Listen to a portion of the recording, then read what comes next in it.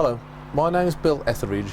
I'm the chairman of Dudley and Halzo and UKIP, but also I was a governor at the Dudley group of hospitals for 3 years. During that time I found immense frustration in trying to put across the point of view of the people of this area to the hospital. The management were totally out of touch with what the people of this area cared about and what they needed.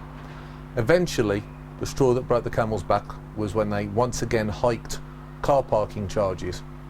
In an area where people are struggling to make ends meet, at one of the worst times in our recent history, if you get sick in Dudley, you get taxed to go and park your car.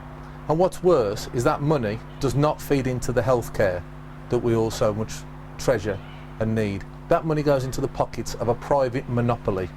This is wrong.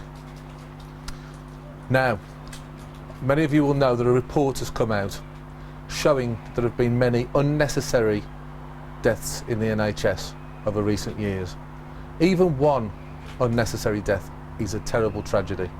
But in Dudley, it now appears that there have been hundreds upon hundreds of people who could and should have been saved and haven't because of the inefficiency and incompetence of our hospital. Now, am I attacking the nurses and doctors? No. Of course, nobody's perfect and not all of them are perfect, but this is not about individual nurses and doctors. This is about an entire culture of management which is wrong.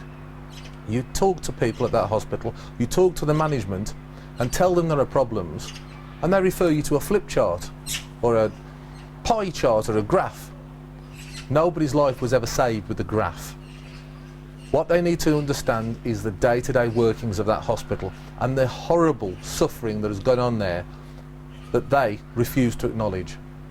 The time has now come when the people running that hospital in the senior management must face the consequences of their failure and the tragedies they have inflicted upon the people of Dudley, and they must be sacked and removed from their positions.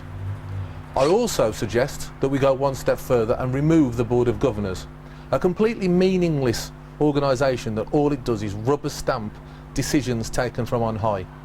This should be replaced with an elected health board that can actually scrutinise what happens.